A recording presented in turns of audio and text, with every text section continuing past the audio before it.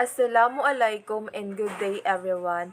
Now, this is the continuation of the rainfall data analysis which is discussed by Ms. Asmin Santiago. In this video, I'm going to discuss about kung paano na-form o nabubuo ang snow, sleet, hail, and fog or mist. Snow. Snow is a form of precipitation within the Earth's atmosphere in the form of crystalline water ice, consisting of a multitude of snowflakes that fall from clouds. Since snow is composed of small ice particles, it is a granular material. Now is a snow. So, alamin natin kung paano nabubuo ang snow. Ang mga maliliit na flakes at pellets ng ice ang gumagawa nito. Kapag ang temperature sa cloud ay malamig, nabubuo ang mga ice crystals at nagiging snowflakes.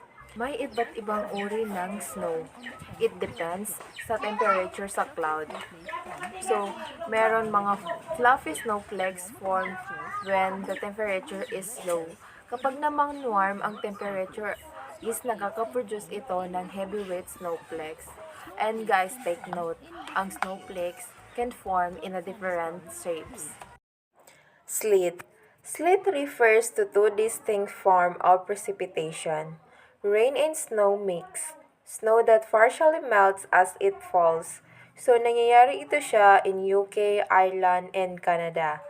Ice pellets, one of the three forms of precipitation in a US style wintry mix, the other two being snow and freezing rain. So, ito naman yung ice pellets is sa US. Sleet is consists of clear and translucent particles of ice. It started in the form of ice crystals from the clouds. So kapag ang temperature between the clouds and the ground is nagiging warm enough, ang ice crystal ay nagme-melts particularly and become more like ulan na siya kasi natutunaw. So these raindrops, kapag na-reach naman niya yung colder layer of the air near the surface, nagiging ice ulit siya. Kapag nahulog na siya in the surface, it is form of raindrop size. Ganun siya kaliit. So now, let's proceed to the hail. Hail is made up of round chunks of ice called hailstone. Hailstone cold when drops of rain freezes inside the cloud with strong updraft winds. If the winds are strong enough, they lift the hailstone through the inside of the cloud.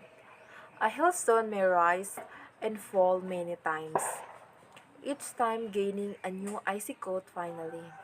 When the hailstone is too heavy for the wind to lift, it falls to the ground.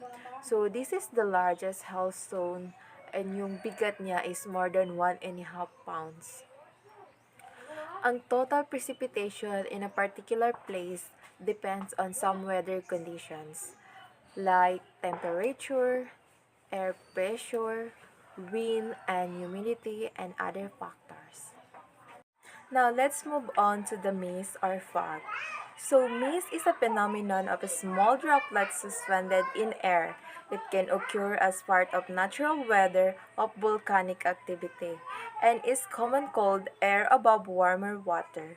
It exhaled in air in the cold and in a steam room of sauna. Now, ang fog and mist ay parehong maliit o ang tinatawag na tiny water droplets. Ang difference nila or pagkakaiba is its visibility.